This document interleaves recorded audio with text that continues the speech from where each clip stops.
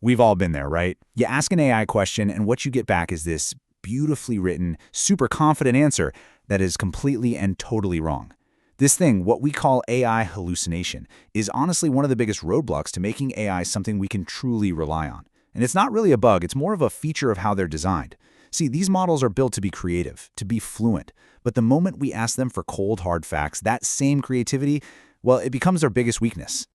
So that's the billion-dollar question, isn't it? How do you actually stop an AI from just making things up?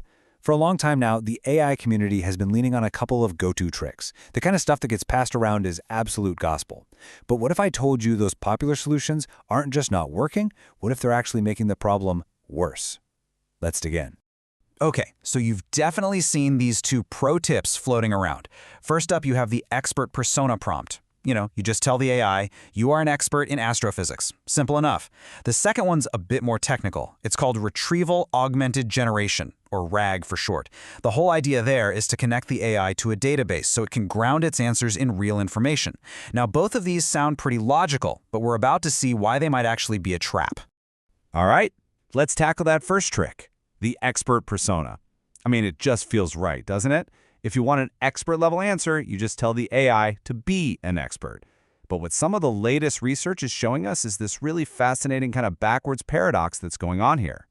And this quote just hits the nail on the head. That prompt you thought was some god-level cheat code for getting better answers, it might actually be poisoning the well. Instead of making the AI smarter, you could just be training it to be a much more convincing liar. So here's what happens. When you force an AI into that expert role, its top priority changes. It's not about being factually correct anymore. It's about acting like an expert. It absolutely hates admitting it doesn't know something, so it'll churn out text that sounds super professional, super confident, but to keep that illusion going, it will just invent facts and justify wrong answers like it's no big deal. And listen, this isn't just a theory. We've got the data to back it up. Researchers put this to the test using a huge benchmark called MMLU, which measures knowledge across 57 different subjects. And the results? They're pretty stark. The baseline model, with no persona at all, scored almost 72%.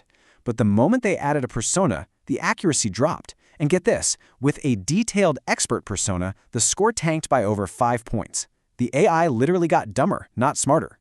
Okay, here's a perfect example. Ask a regular AI the probability of rolling 2 dice and getting a sum of at least 3. It'll just tell you the right answer, 35 out of 36. Easy. Now, ask the exact same AI the same question, but first tell it you are a math expert.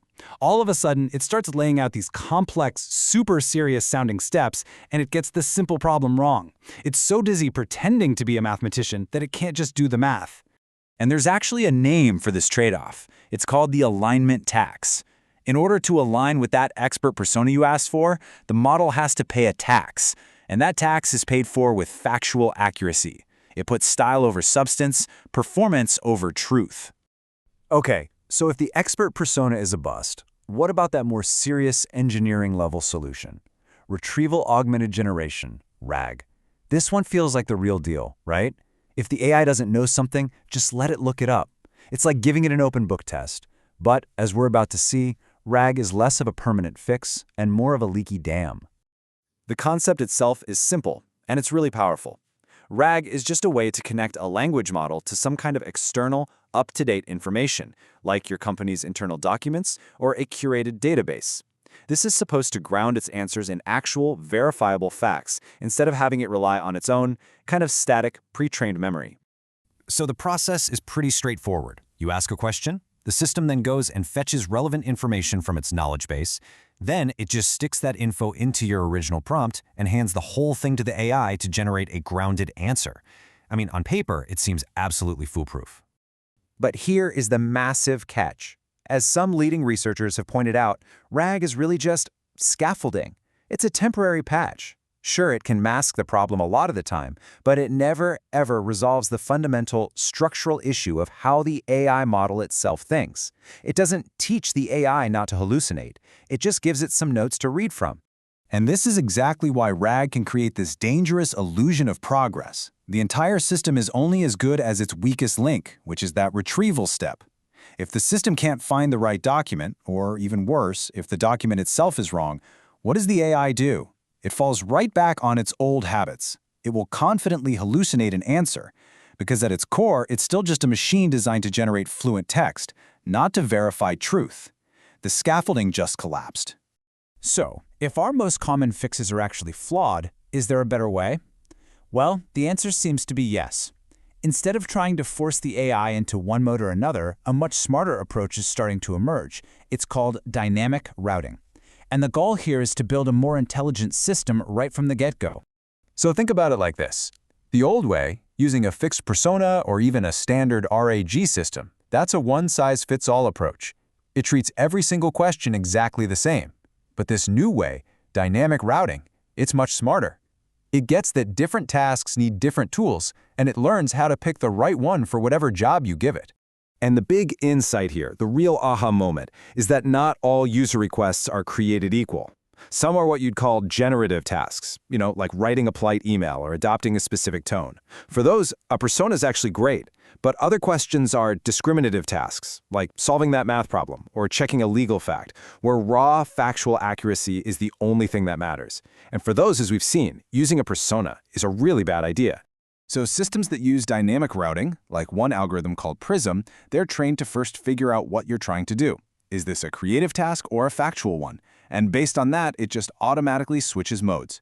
If you need the facts, it uses a plain mode for pure, unadorned knowledge. If you need a certain style, then it activates an expert mode to get the tone just right.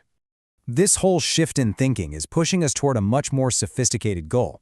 We're not just trying to build a more knowledgeable AI anymore. We're trying to build a wiser one, an AI that actually has good judgment. So, at the end of the day, the big takeaway is this. The challenge isn't just about stopping an AI from making things up. It's about teaching it to have the discernment to know how to answer a question. It needs to know when the job calls for a creative partner and when it just needs to be a simple, no-frills fact-checker. And all of this leaves us with a pretty big final thought. As we keep building these unbelievably powerful tools, what are we really trying to build?